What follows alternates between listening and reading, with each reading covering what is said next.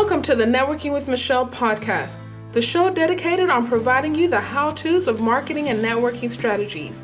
Here we believe in the Jim Rohn quote, success is nothing more than a few simple disciplines practiced every day. Thank you for tuning into this episode of Networking with Michelle. I'm your host, Michelle Gomez. As always, want to thank you for listening. Hundreds, thousands of podcasts that you can be tuning into, but you have chosen me, and for that, I am very humbled and appreciative. Listen, if you're in Houston this week, September 19th through the 21st, People Fund, they're putting on a 3-day conference. It's called Innovation Week Houston. Check this out. It is free, a free conference for 3 days.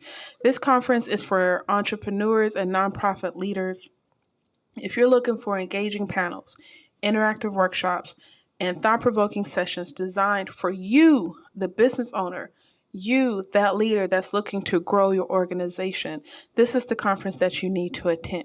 And yours truly, I have the privilege to present to you or present to them a new session on Wednesday, September 21st from 4 to 5 p.m. I will be doing a new presentation called 3 Nuggets to Connect with Confidence.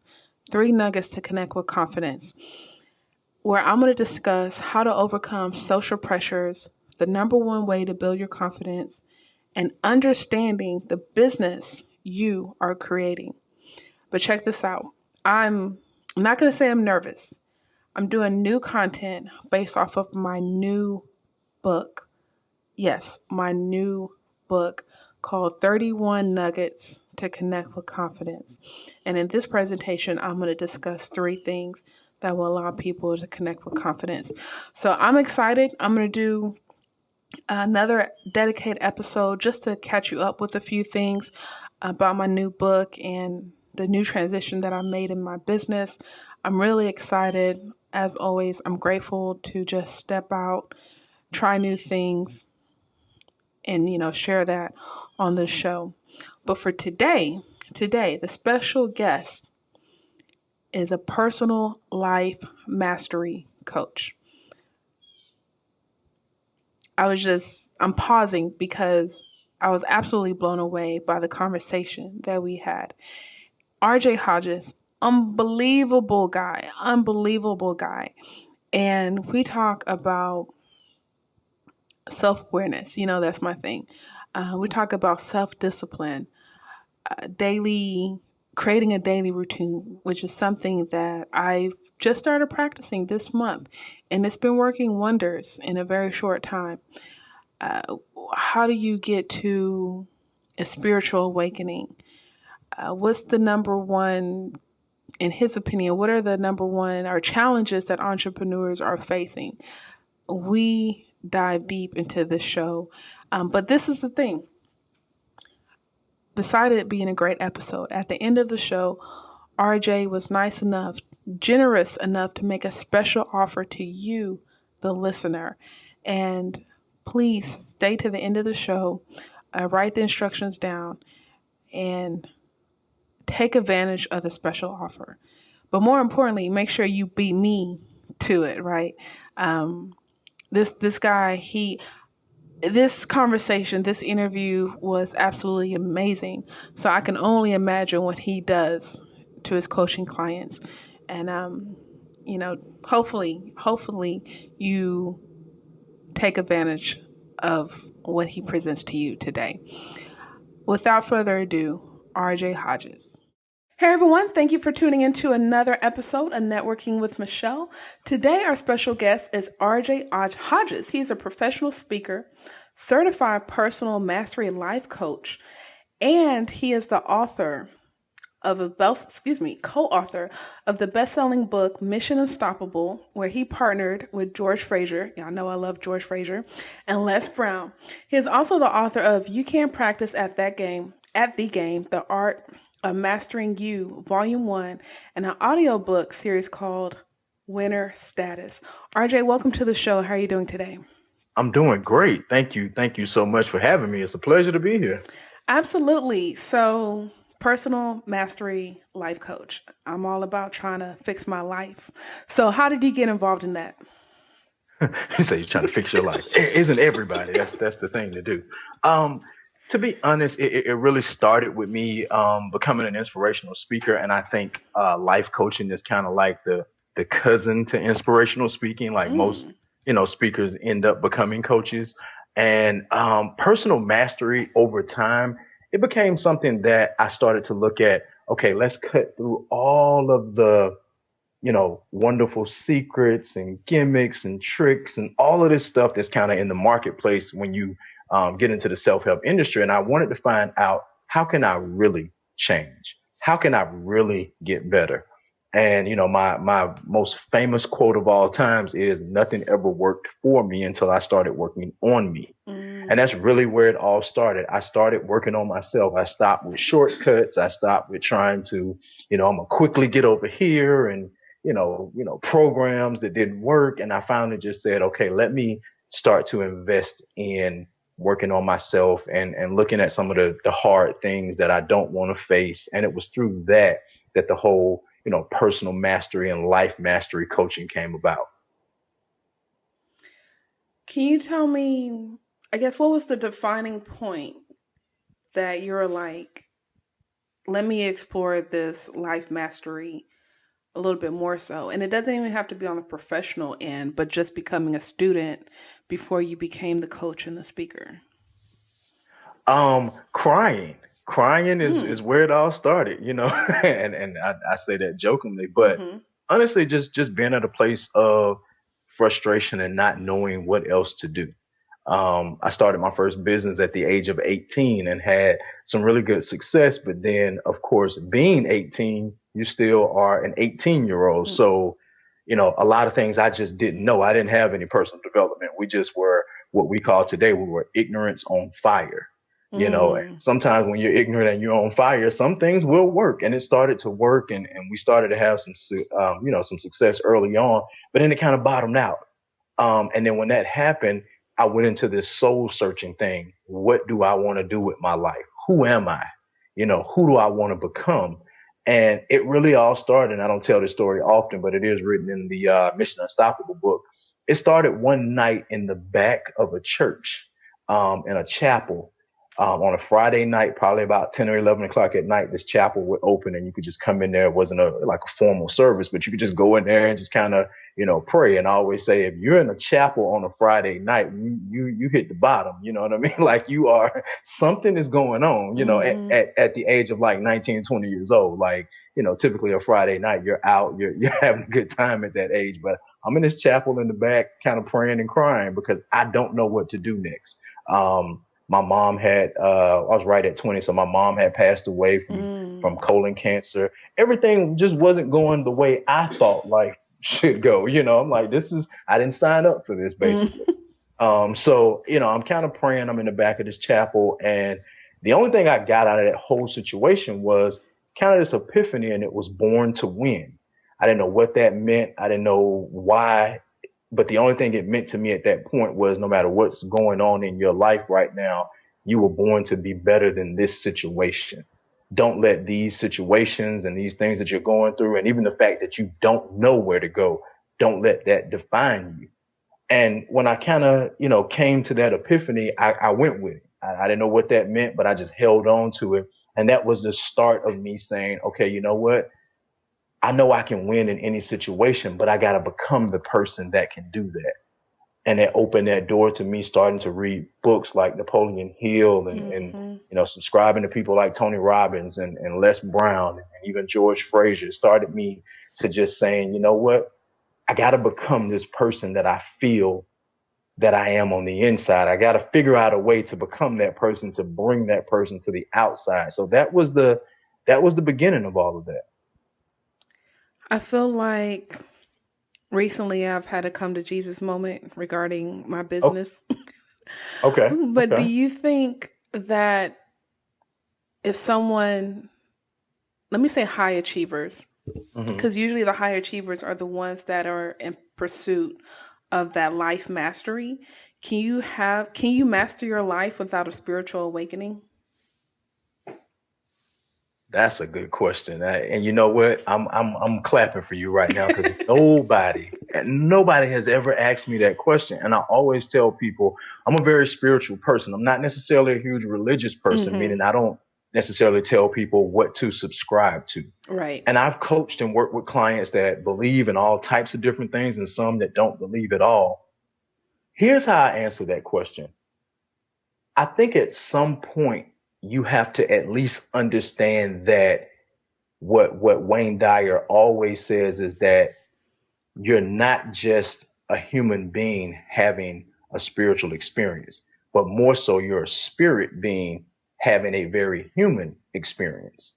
So I think even if you don't want to go anywhere spiritual or subscribe to a particular doctrine or whatever the case may be, I think at some point you have to understand that I am spirit. I happen to be inside of a physical body, which is the reason that I physically can comprehend matter and things here on this physical plane, which is Earth. I got scientific a little bit. I'm not that scientific, but that sounded like I know science. But anyway, so I think you at least have to go there first, because I think if you go there, it allows you to have the proper perspective to start to master your life. And it allows you to start to see, okay, if I'm spirit, then certain things are eternal and certain things are temporary. Because in order to master your life, you got to distinguish between what's eternal. What are the things that are core? What are the things that are wired to my core? That's the fiber of my being. And what are the things that are temporary? The things that may be materialistic, or the things that may need to change immediately in order for me to be better or to go higher. So to answer that question, to be spiritual in the sense of I need to subscribe to some type of doctrine, or I need to acknowledge some type of spiritual presence. Maybe, maybe not. Do I? Yes, 1000%. Do I encourage that? Yes, 1000%. I encourage people to take that journey and find out what spirituality means to them. But I think bottom line, if nothing else, you do have to recognize that you are spirit having a human experience. Wow. Look, we're only 10 minutes in.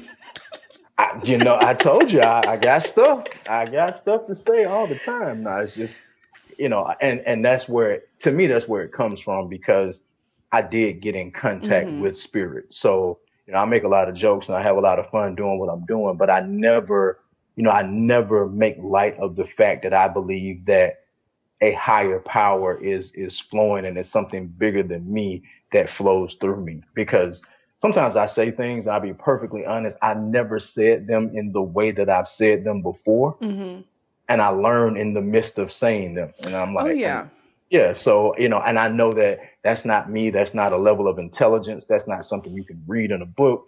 That's not something you can gain from listening to a lot of stuff. That's something that's coming from a universal higher force than yourself.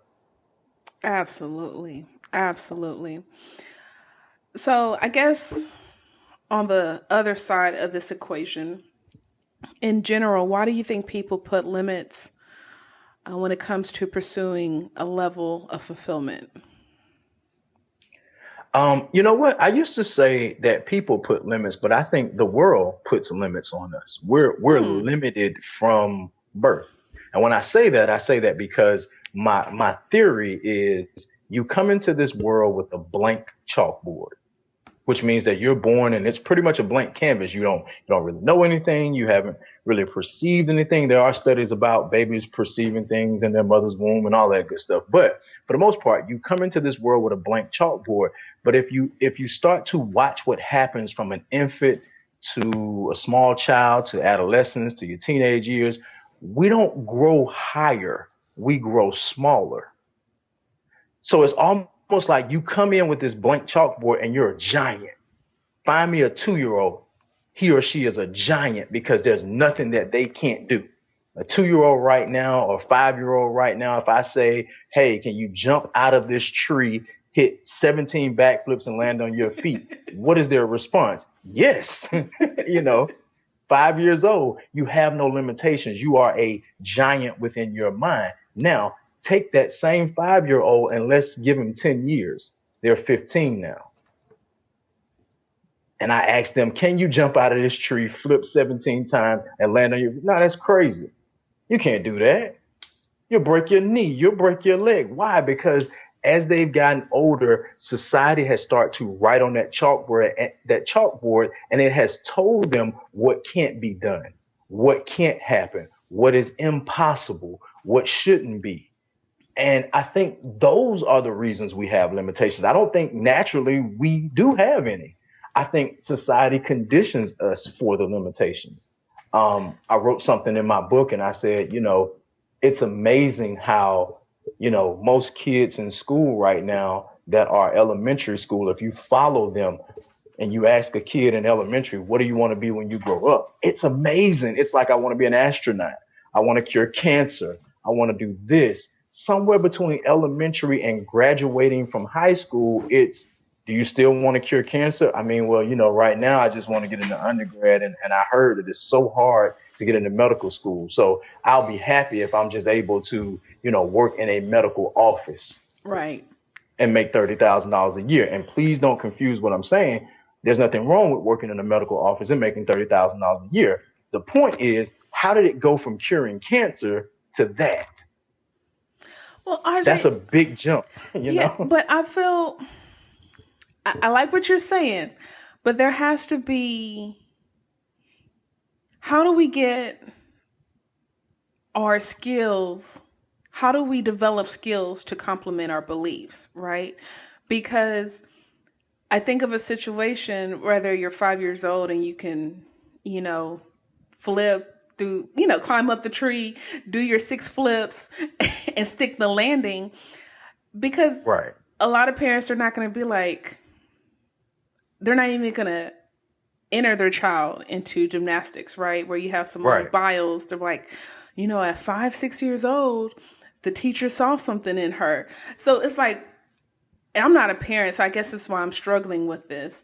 Mm-hmm. But when are we going to look at that child, identify they have some kind of talent and nurture that skill? I mean, that's the whole thing right now is what we're trying to shift this paradigm into, helping parents and teachers and all of us try not to stifle a child, try not to stifle that growth and that creativity. And there are institutions now in places and parents, and I have a couple of clients that are parents, and they're doing that. They're allowing their children to try things, and they're listening to them, and they're not, when their children talk and they say things that are just huge and crazy, they don't tell them, they don't tell them to stop. They kind of just let them play that out. I think that's where it starts. But going back to my chalkboard theory, I think it also becomes our responsibility when we do become conscious that the things that have been written on our chalkboard, it's not now conducive for the person that we want to be. And that was my reality. My reality became, at some point when I figured out Born to Win, when I figured out that I want to be this giant of a person who I see inside of me, you know what? That's where the life mastery came in, because I understood that nothing about my belief system matched that giant person. Nothing about what I've been taught, nothing about what my parents and society and my teachers, nothing about what they've written on my chalkboard of life supports this idea. So now I got to figure out how to erase my chalkboard and start rewriting my beliefs, rewriting my story. Because if I don't, then you end up where most people are today. Most people today, we want one thing, but we're the total opposite of it. Mm-hmm. You want something. I mean, think about it. We hear it all the time, and I'm not excluding myself from it, because I hear myself sometimes. Most people will tell you, hey, I want financial freedom. And in that same breath, they say, but they don't pay nothing on my job. Or we never get raises. Yeah. Or, man, us poor folks, man, they don't care about us. What? Are they spending and not saving? Right. So you want one thing, but mentally, spiritually, emotionally, and even sometimes physically, you're the total opposite of that thing. That's where the life mastery comes in at, because once you recognize that, you recognize, okay, I got to start rewiring who I am in order to match and align myself with the person that I really want to be. I agree with that. A couple of months ago, I did a video just to summarize it. And I stated that parents have to do better, because what happens is kids, they have an interest in basketball and singing, and the parent, they may do little things, but they don't go 100%. And then they feel like, well, if you're going to become a basketball player, that's a one in a million, right?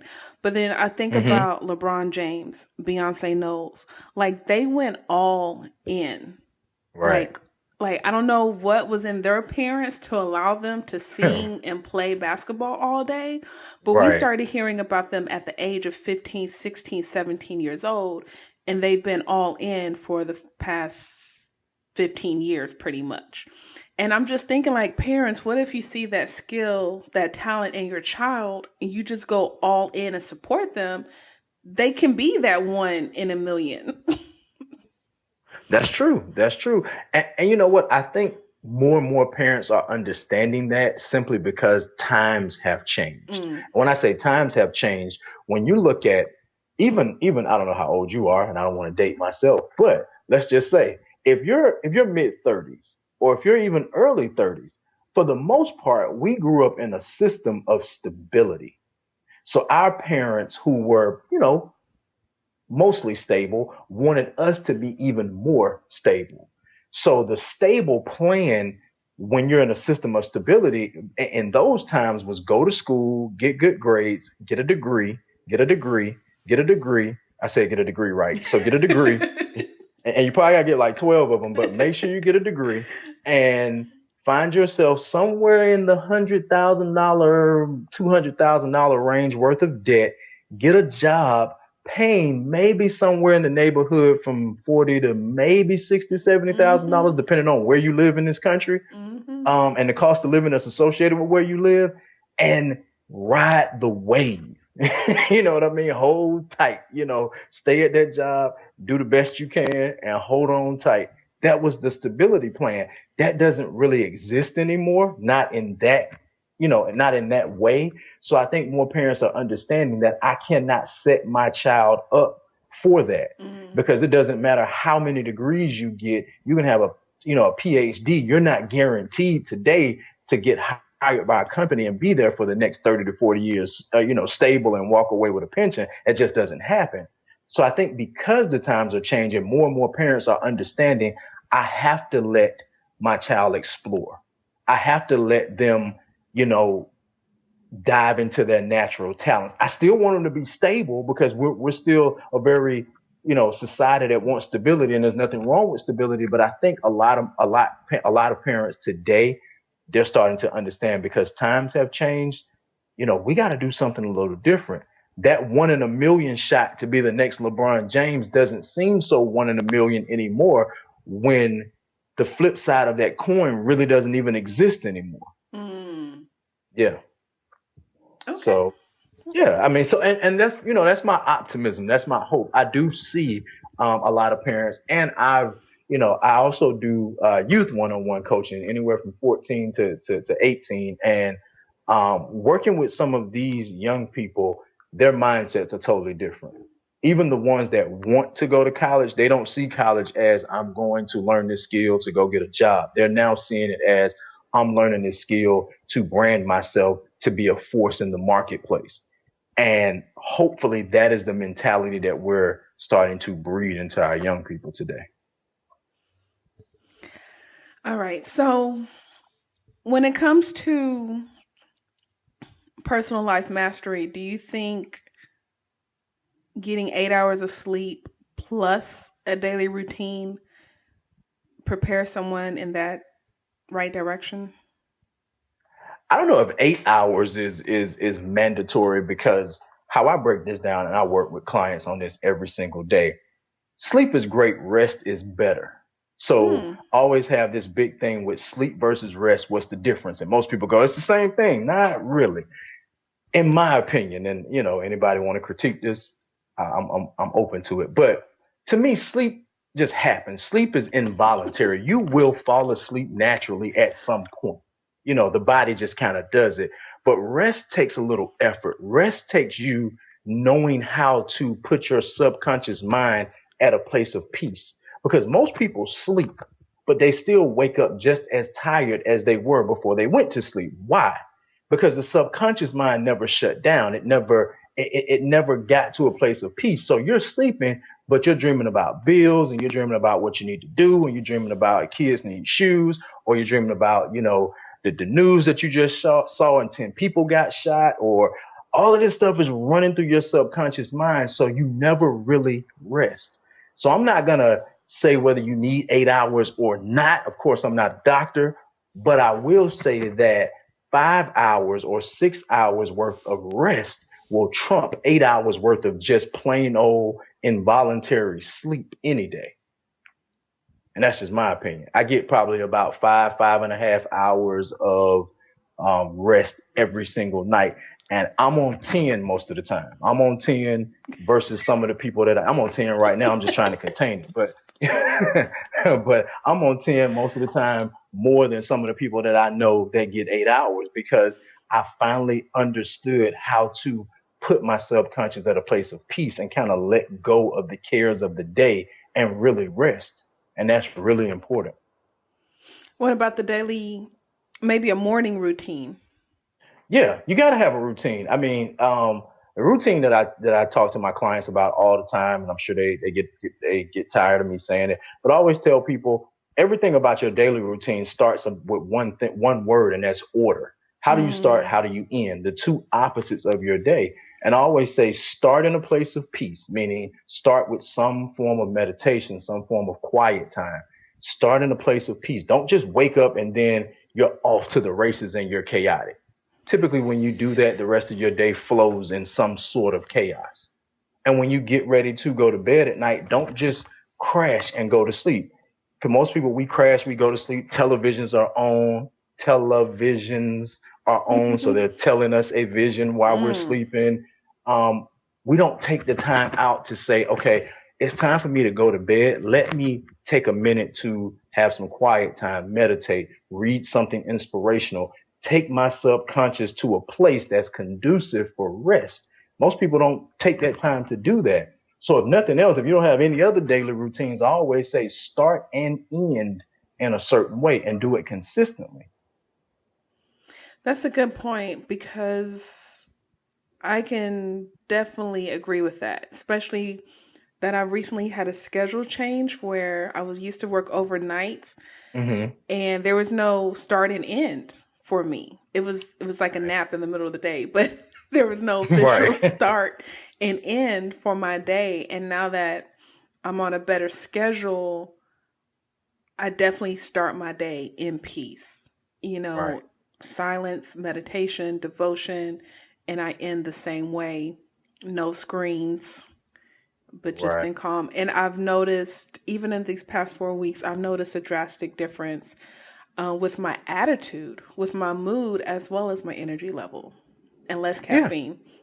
And less caffeine. Less caffeine works too. That definitely works. But no, I mean, everything is connected. The inner you is controlling the outer you. Everything about your life. If you have an attitude, if you're snappy all the time, if you're angry, if you're mad, it's connected to something.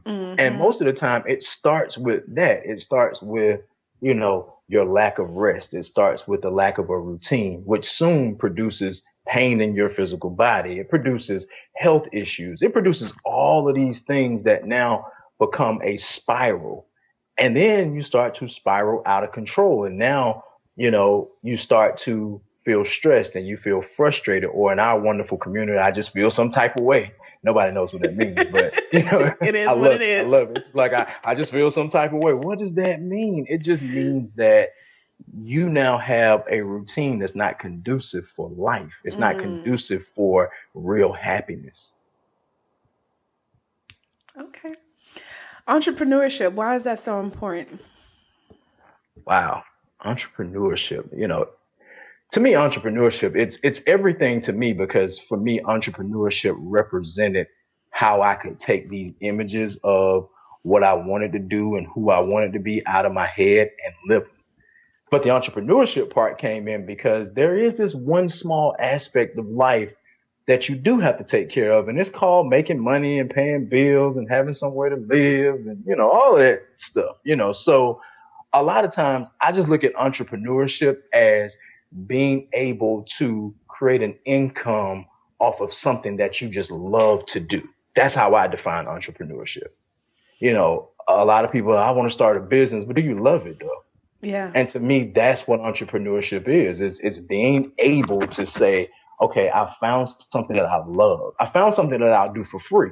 Because I would coach every single day for free. It's just that other little small aspect of, I do have to live somewhere and I got to eat and all of that stuff. So it's really just finding a way to create an income off of something that you love. Yeah. And I tell people all the time, like, I love what I do, the podcast, coaching, speaking. I love all of that. And a lot of this is a variation of free stuff, but pricing is a formality. Right. And I was like, look, I can't line the 10 people I've had coaching sessions with this month. I can't line y'all up and take you to my leasing office and be like, hey, this is true. This is true. I've coached these 10 people right. at $100 a pop, cover my rent. And it's like, we got to eat. Like, and just like you need money, I need money. And pricing or money, it's just the exchange of value. Exactly. Whether it's a product or a service. A lot of people, and I've had people ask me that though. Go ahead. I'm sorry. No, you go ahead. No, I've had people ask me that. Well, if you love it so much, why don't you do it for free? And honestly, I have. In the beginning, I've coached for free. I've done speaking engagements for free. That's kind of where you start. But like you said, after a while, it becomes the value of your time. It becomes the value of your energy, because if you're working with me with coaching, I'm going all in. I'm giving you 110%. Like, I'm not just waking up and getting on a coaching call and just spewing some stuff out of my head. Like, I'm working on strategies before we get on that call. Like, I'm doing all types of stuff, which at the end of the day, even if I love it, it still becomes work.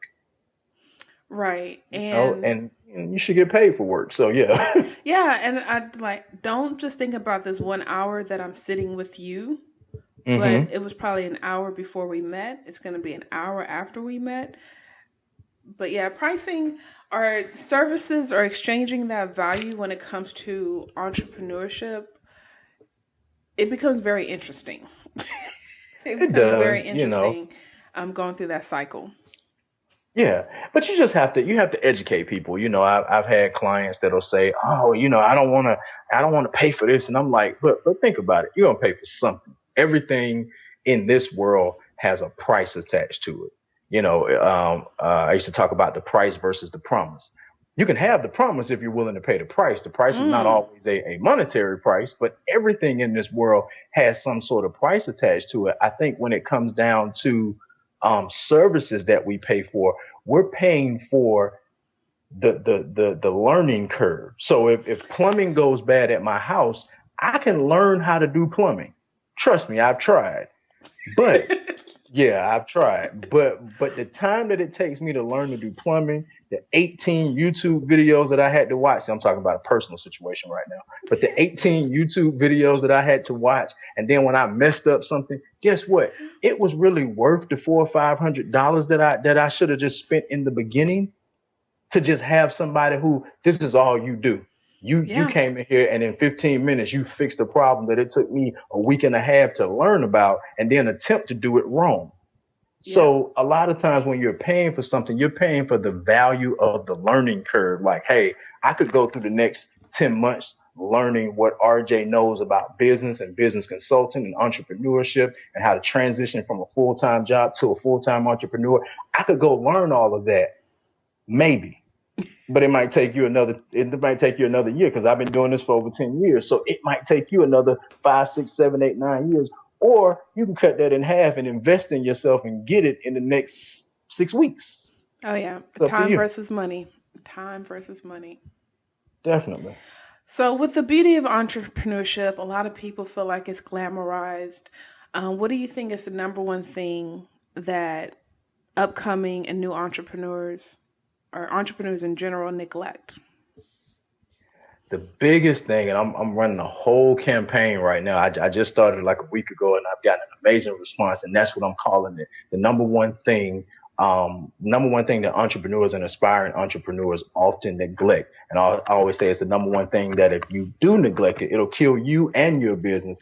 And it goes back to what we've been talking about. It's mastering yourself. It's understanding that entrepreneurship is less about the external strategies and more about the internal strategies.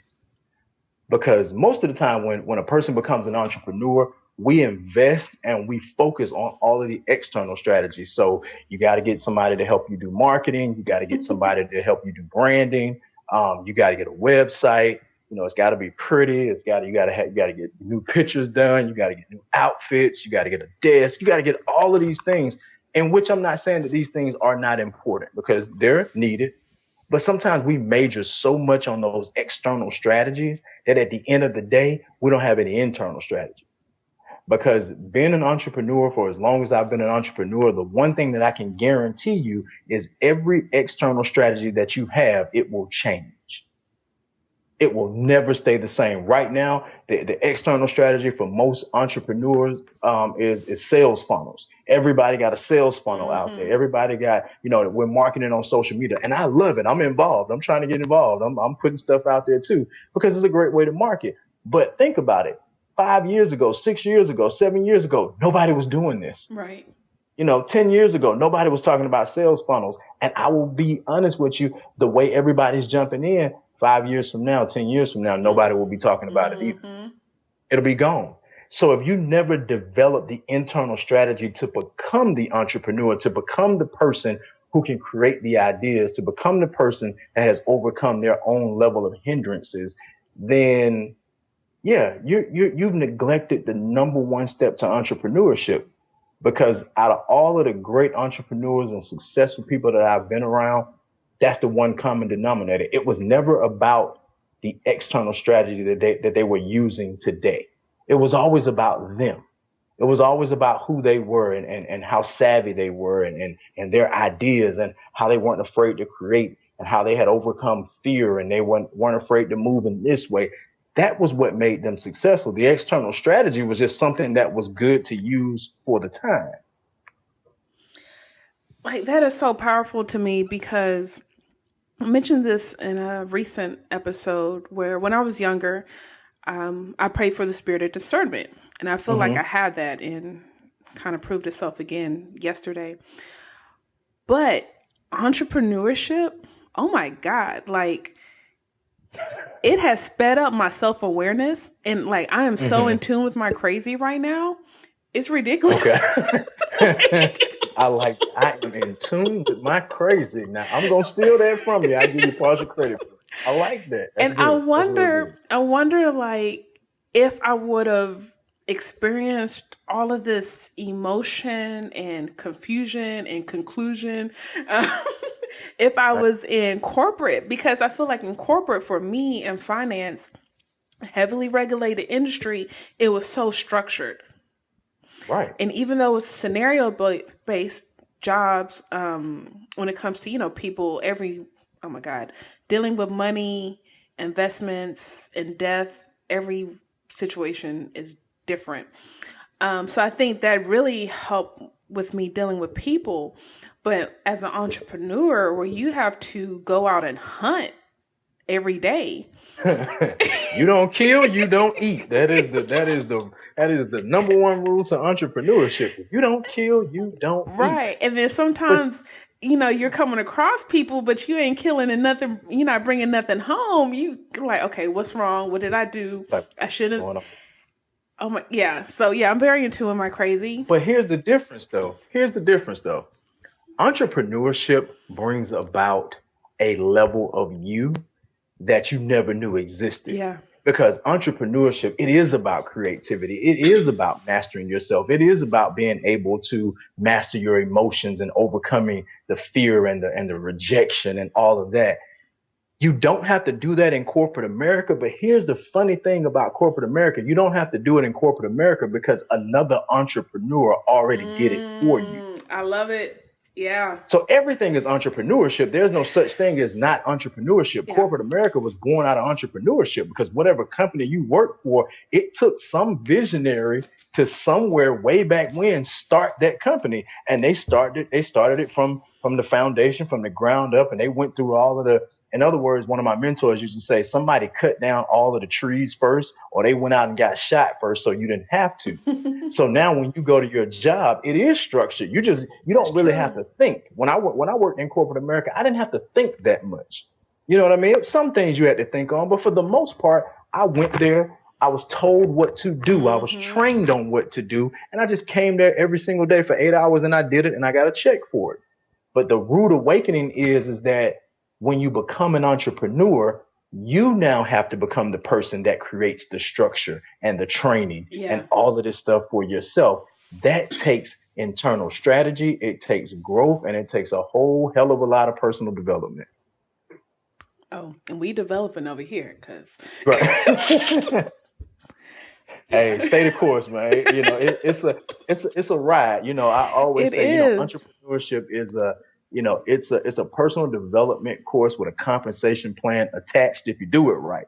But every day, and I mess up on something every day. Oh And I've yeah. been doing this I've been an entrepreneur for a long time, but I mess up on something every single day, or I see a way I could have did something better every single day. But the mindset has to become, you know what? This is the life I chose. I'm going to peacefully go to sleep tonight, and I'm going to wake up in the morning. I'm going to give this thing my all over again. Now I go back and forth with reading The One Thing, and it talks about time blocking and all this kind of stuff. And I'm starting to realize it's like, okay, Michelle, are you busy? Are you productive? What are you doing? Right. So, what's your definition between those two? Oh man, I read something earlier this morning that says, "Do not wear busy as a badge." Mm. And it kind of stuck. You read stuff and it sticks with you because I think everybody's busy. Everybody's busy. It's easy to be busy. Life is busy. Life is demanding, so it's busy. But I think busy is all of the cute stuff. You know, Busy is like I said before. I'm picking blue for my website. Okay. I don't want those pens. I want the purple ones with the ballpoint on the back, and I need a new webcam, and all of those things are necessary. But the difference of what I was taught is productive is I made a sale, I Mm. closed something out, or I added value to somebody's life. Point blank. Period. That's productive. Busy is all of the necessary background items that just comes with that. So it depends on your industry, it depends on what you're doing. But for me, being a coach and a speaker and somebody that wants to touch and empower people, my productive is how many lives did I touch today? And you can do that in a multiple ways. Did I record any videos that I put out? If I can get the 2 likes, there's 2 people that life is a little bit different because I chose to put this message out. How many coaching sessions did I do today? How many consults did I do today? Advising people on why coaching would be good for them and giving them necessary tips that they can start doing now. That's how I judge what's productive. Now, did I put all of the files on my computer into my logo folder? Did I take my background picture off of Skype and change it with something else? That's business stuff. And that's good. Don't get me wrong. But if you start to confuse the two, Yeah. you'll end up really, really busy, and not very productive. So you gotta look at whatever you do and whatever industry you're in. But at the end of the day, whatever industry you're in, whatever you're selling, did you sell it today? Did you at least attempt to sell it? Did you talk to anybody about selling it? Not, Okay. I set up myself to sell it, which is you got to do that part, but you Mm. gotta weigh out your time on both sides. Should we find a way to align our productivity with our goals and measure that? Yes, I truly believe that every single day that you wake up, you should have daily objectives for what you're doing today. That's one of the things I ask my clients. What are your objectives for today? Because if you don't have objectives for today, I don't know what you're doing. You don't know what you're doing. You know, what I mean, that's to me. If somebody right now, I'm looking at a pad in front of me, and it has a list of objectives that are very specific, measurable, attainable, realistic, and timely on this page. SMART goals. You know, I didn't make that up. Somebody else did, but I appreciate them. But if you don't have those type of objectives daily, then what are you doing? It's very easy to become busy when you don't have productive objectives. So every single day, you should have at least bare minimum 3 to 5 objectives that flow into something productive for your business. Even if you're working in corporate America still and you just have a part-time business, every single day, you should have at least 3 goals that are productive for your business. And I work with clients a lot about how to weave that into your schedule, but you definitely should do that, because if not, then how do you not? Because busy could be, I'm sitting here, I don't have any objectives, and the phone rings and somebody wants me to come do something. Or, I'm sitting here and then all of a sudden, I notice that, man, the Norton virus thing on my computer popped up. I need to do that. Like, let me click on that and go through the downloads and da da da da da. Let me go through all that. That's busy, but you're only distracted by busy stuff when you don't have a set objective for the time that you're in. Because see, if I know from noon until 1 o'clock or whatever time I'm doing a radio interview, then it's very hard for me to get distracted by a phone call because the phone is not around me. It's very hard for me to get distracted by, man, I really need to clean the blender. Like, I really need to do that, because if I do that, I can make more smoothies and I can be more healthy. And, these are the busy things that come up when you don't have objectives. Or if you work a corporate American job and you're building a part-time business, if you don't have objectives, you can easily waste 20 minutes standing over there by, the little coffee break area talking to somebody about absolutely nothing, because you ain't have an objective anyway. When I was in corporate America, when I finally realized this, I go get something to drink. I got to go. Hey, let me talk to you. Let me talk to you later. Because I know, look, man, I only got 20 minutes free. I got to make 2 calls. Right. This is my objective for today. So I truly, truly believe in that. Do what you love and the money will follow.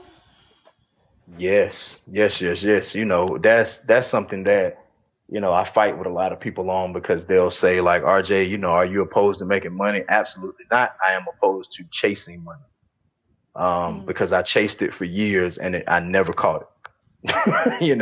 And every time I meet somebody who's like, I'm out here chasing money, I'm like, how long? Like, how long have you been chasing? Because a chase and a pursuit, you should catch at some point.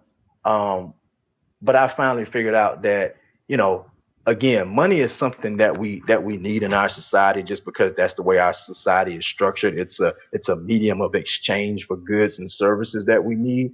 But money is not the highest value. It's just not. Success is something that we made synonymous with making a lot of money. But we see now that that's not true, because you have people with a lot of money that's miserable and end up doing detrimental things to themselves. So I think once you understand that, you understand fulfillment and happiness and doing something that you love is really the highest level of compensation you could ever get. And when you start to focus on that, you give your all to it. You give your whole entire being to it. And it's amazing when you put your whole entire being into something, somebody else will see the value in you and they'll be willing to monetarily compensate you for it, if that makes sense. That does. There's 2 things that's occurring right now. I had a chance to interview George Fraser. He was, I think, my first or my second interview. And this quote has resonated. He said, chase excellence, never chase money. 1, because everyone's already chasing money. And excellence is rare. And, of course, the money will follow. And then 2, during this interview, my friend, not even a client, but a colleague of mine has just sent me money in order for me to take care of some of my business needs, since I have like 4 speaking events this month. Wow. Unexpected. Unexpected.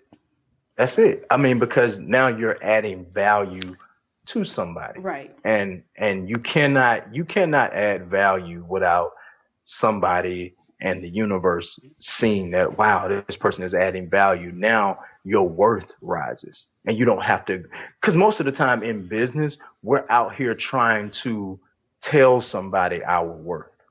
You're trying to tell somebody, I do this and I'm worth this amount, pay me.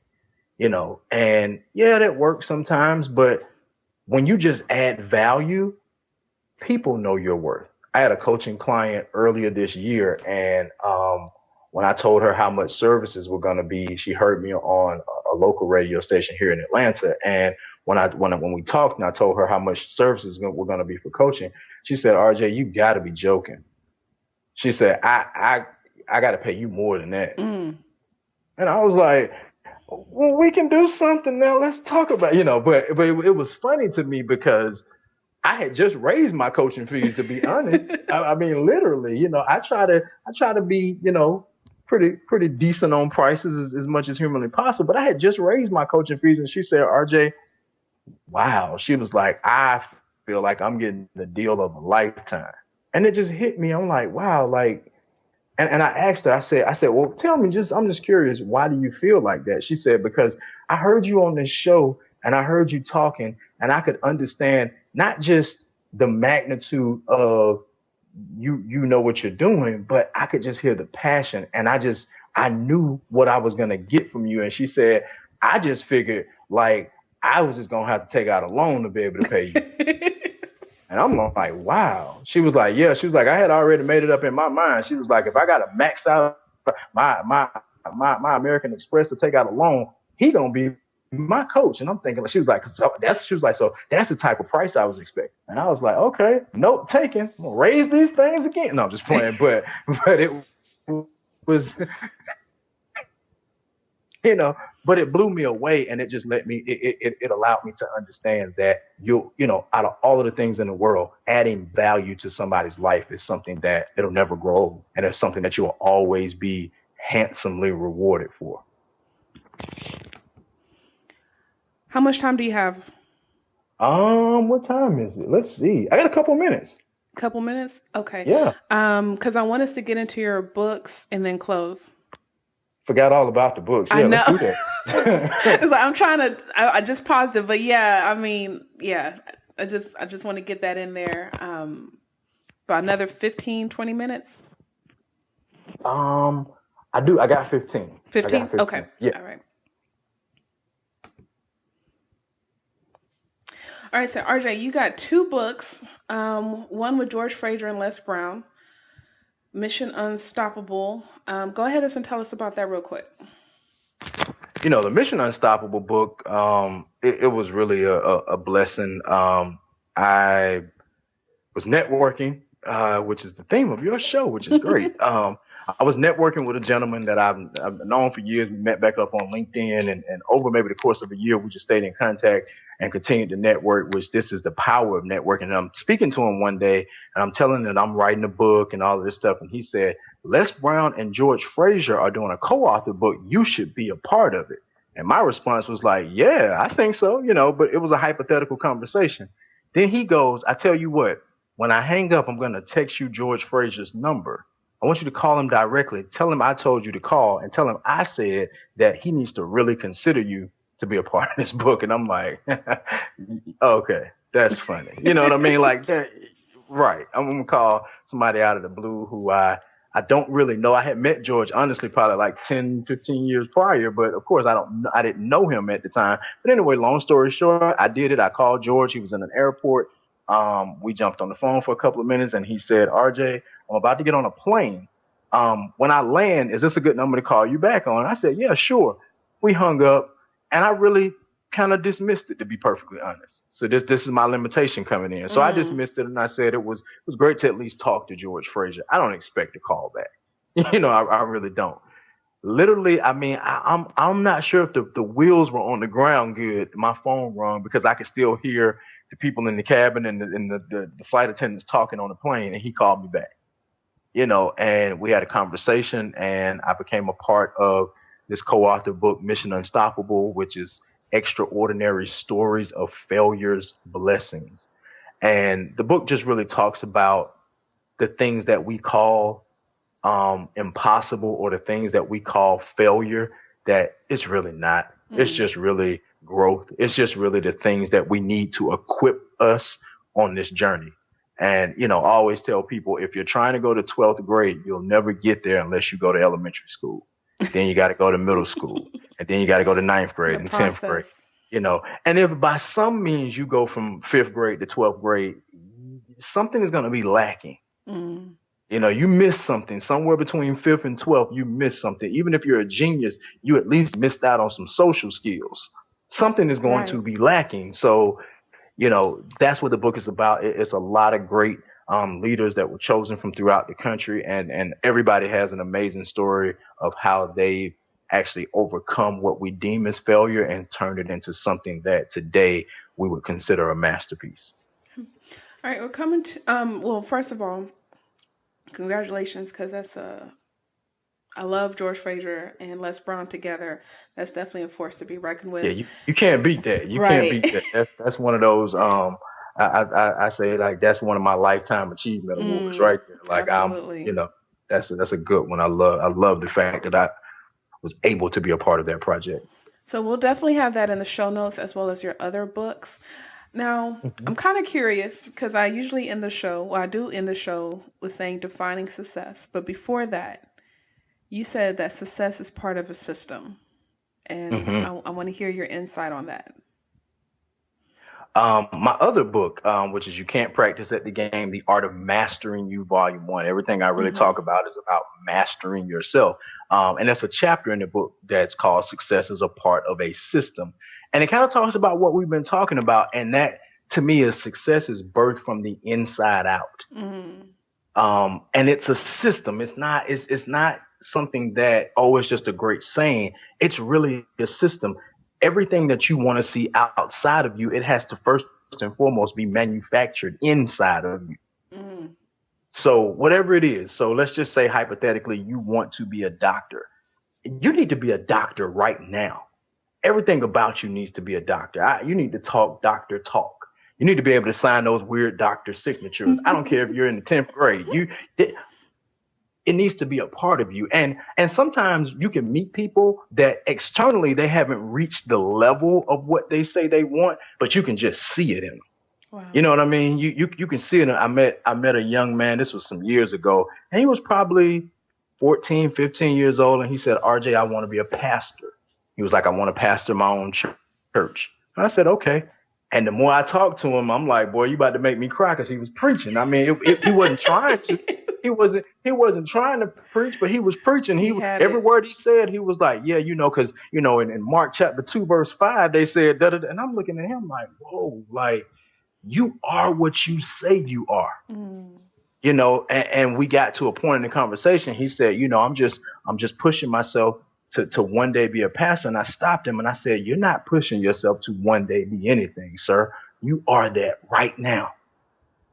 Because everything about him, he was a 14, 15-year-old preacher. I was like, how do your friends stand you? I know you casting out demons and setting people free. You doing all kind of stuff in the lunchroom at school. That's crazy. But I could see it in him. It was not a question. So success is a part of a system. And I teach a lot about how to construct that internal system, your belief system, the way you think, the way you move, the way you act, the way you respond, your attitude. All of that is a part of your internal system for the external success that everybody is out here trying to create. The only slightly dilemma in this is that we're taught to create success from the outside in versus from the inside out. So we start out with a lot of things that are outside of us. And sometimes those things give you a sneak peek of success, or they'll help you make money. But as we established, money is not all success is. And the last thing I think that anybody wants is to amass a whole lot of wealth and truly not be happy. I mean, think about that. Think about getting all of the money that you ever wanted, and you bought your mama a house, and you bought your daddy a house, and you bought your cousin a house, and you got 16 cars, but you're depressed. That to me has to be the worst feeling in the world. to finally have all the money you ever thought, but still this money can't answer whatever it is that's not making you happy and fulfilled. You got to build it from the inside out. Right. So in that case, how do you define success? Fulfillment. Fulfillment. Fulfillment. And I think fulfillment is something that has to be personally defined, but I think success is fulfillment. And I think success is more than one area of fulfillment. So you need some spiritual success, meaning that whatever that means for you, you need to be spiritually sound in some kind of way. You need some financial success because finances go with it as well. You need some relationship success. You don't want to have all the money in the world, but nobody likes you. Right. You know what I mean? Like you at the beach, but you by yourself. Like, how does that work out? So you need some relationship success. You also need some health success. Money can buy medicine, but it can't buy real health. So you need some health success. It's a lot of different components that you gotta look at when you start talking about success. But the one thing that I ask myself and I ask clients is all of those areas, what fulfills you? Relationship wise, what fulfills you? Spiritual wise, what fulfills you? Monetary wise, what fulfills you? Mission wise, what fulfills you? Because you can make money in something most of the time you can make money in something you don't like. That's true. And then the money goes away because you can't motivate yourself to keep doing that on a regular basis. It's hard to do something continuously that you just don't like.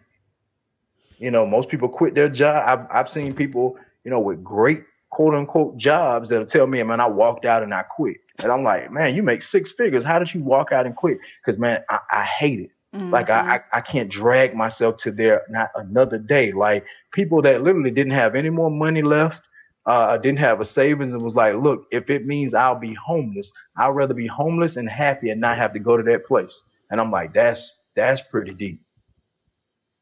So I think when people start talking about success, because money tends to sort of outweigh other things, we kind of put the base of our focus there. But you got to look at all of these other areas of your life and invest just as much time and energy in those areas as you do in the money part of it. RJ, this has been absolutely amazing interview. How can people get in touch with you? Hey, I'm on all social media as RJHodgesSpeaks. It's all one word. So like my Facebook page, I'm on Twitter. I got YouTube videos under RJHodgesSpeaks. And of course, my website is RJHodgesSpeaks.com. And actually, since I'm here, can I give away something to your audience? Of course. All right, cool. Here's what I'll give away to your audience. If you go to my site, RJHodgesSpeaks.com, and you get either one of the books, because I think you guys need to really check out these books, not because I wrote them, but because there's some information in there that I think it just came channeled through me. So you get any one of these books. You Can't Practice at the Game, The Art of Mastering You, Volume 1, or the Mission Unstoppable book. I'll make sure you get an autographed copy, but I'll also give you a free 20-minute virtual coaching consultation with me. And back when I first needed a coach in my life, if somebody had did a free coaching consultation with me, I would have been ecstatic, because back then you had to pay just to get 5 minutes with a coach. But on this 20-minute free coaching consult, we'll talk about who you are, where you are, and where you're aspiring to be. I'll give you some helpful hints, and I'll even tell you how further coaching can really be, extremely beneficial to you. So, take advantage of that, you guys. I would love to talk to you guys, connect with you, and kind of find out what you guys are into and up to, and we can go from there. Thank you so much for your generosity and providing so much value on this interview. This past hour has been amazing, so I can only imagine what a full coaching session or even a 20-minute session with you is like. Hey, everyone. Hey, make it fun, I promise. Hey, everyone. As always, I want to thank you for tuning in. Remember two things: I believe in you, and a personal connection leads to an influential network. Thanks for networking with Michelle.